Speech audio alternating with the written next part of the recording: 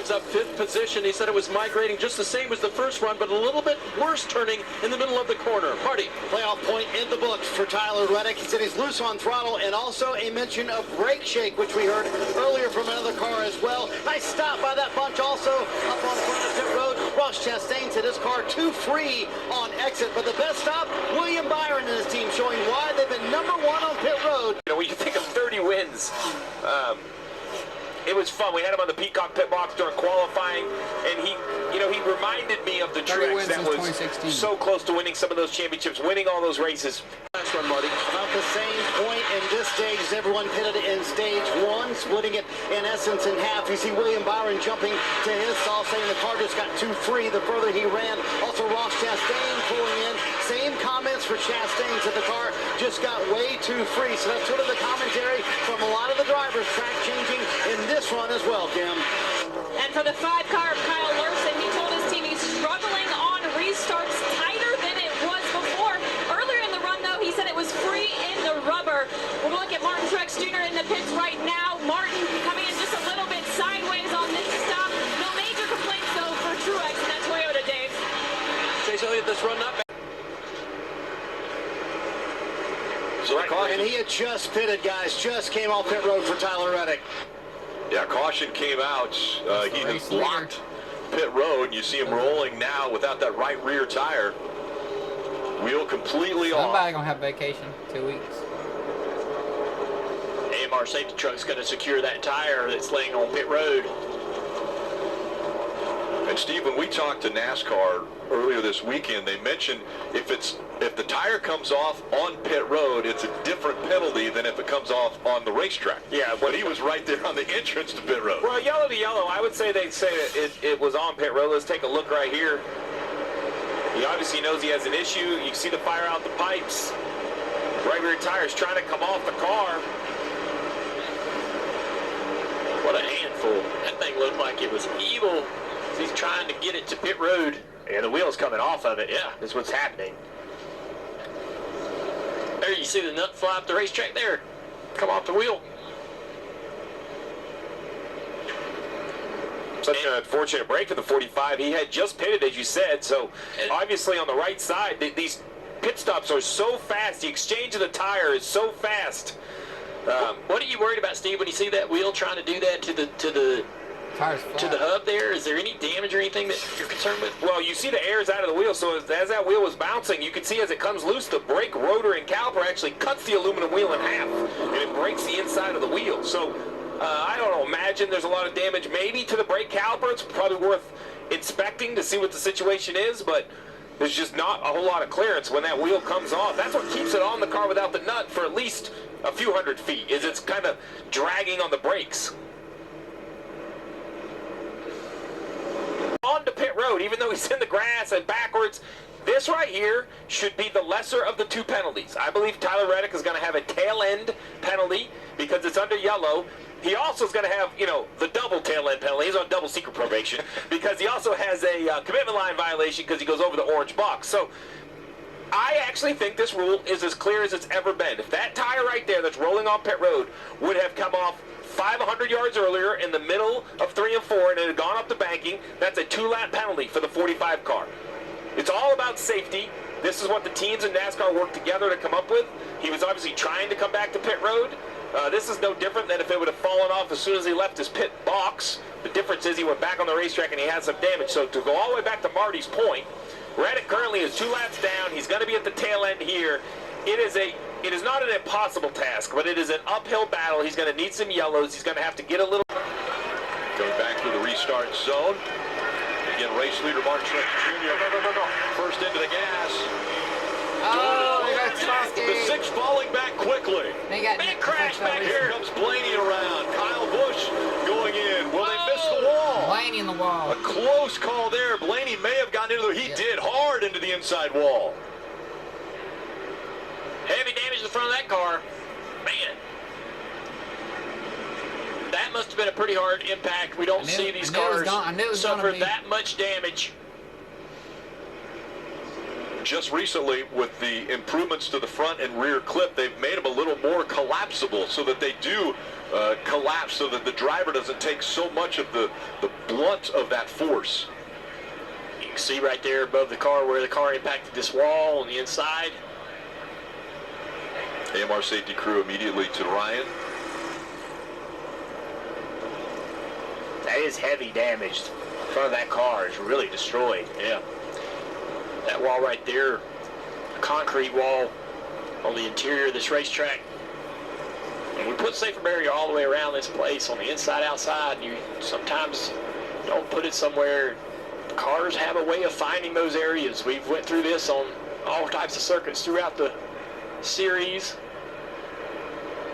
Cars go in places you never thought they would.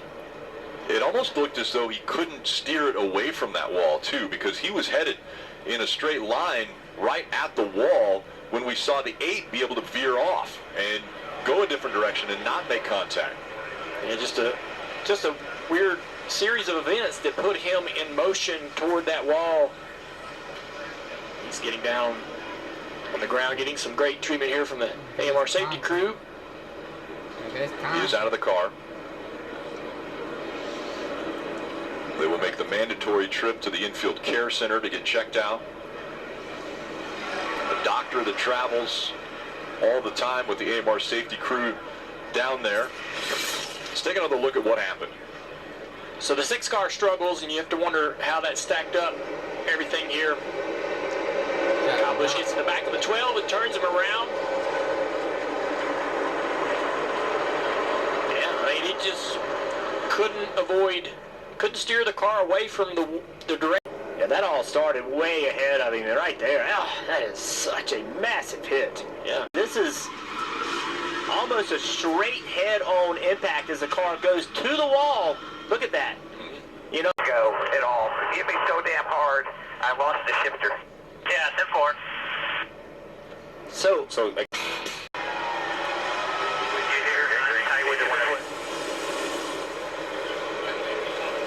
They fan out behind him. Door to door for the lead. Hamlin on the high side. Truex Jr. right along the yellow line.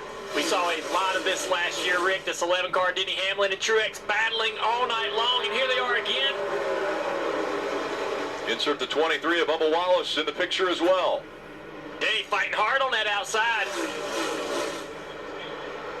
Little side drafting there. The 11, so he can't side draft now. They're side by side, nose to nose. Still out there, whole lane off you now. Still even top. Quarter. Still quarter. Still quarter. Teammates being really competitive right here. Well, the other thing that's helping them is they don't have to worry about what's behind them. They can just focus on completely what's next to them. Don't have to look in the mirror at all. These restarts are insane. 3 wide, now this two wide battle. Lap after lap, Truex again getting away from the side draft. Goes back up the racetrack when they're nose to nose.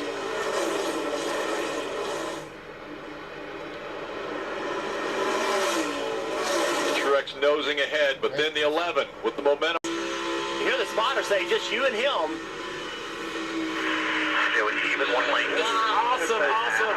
Being able to look out this window right at the 11 car trying to work on the outside here. The side draft from the 19. Pulls him forward. Truex notes ahead.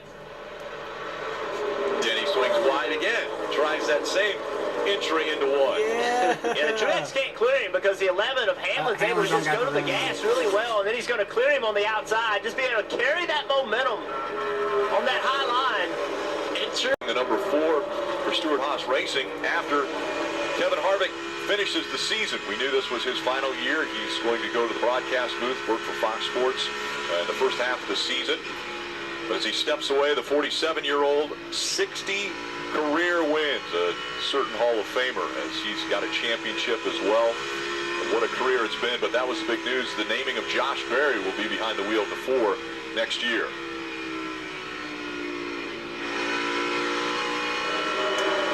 Of Harrison Burton currently in the 18th position.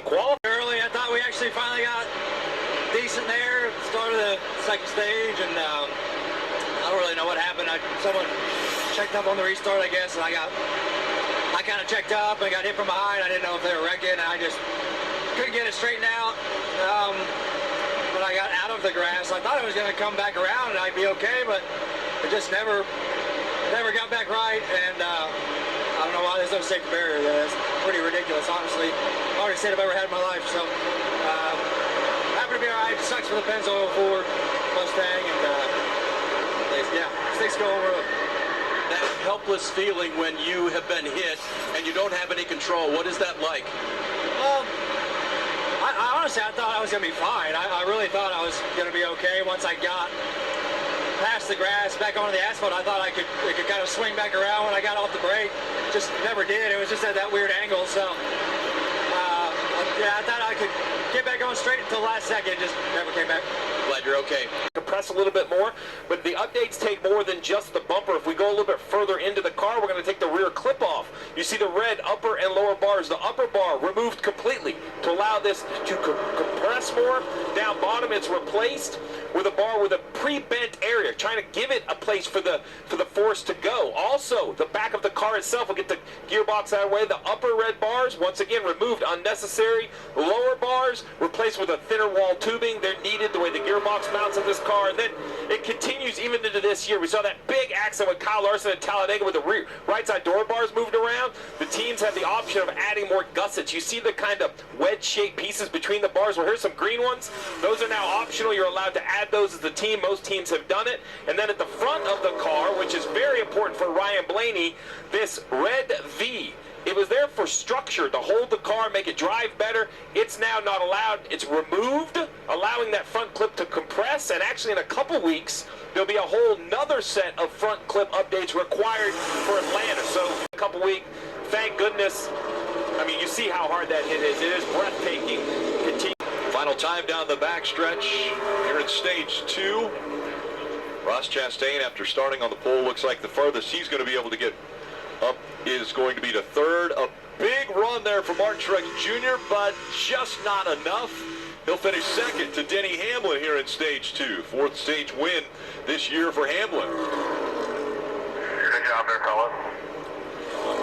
And remember, every stage win, you gain a playoff point. Those get put in the bucket and carried all the way through the playoffs as long as you are in them.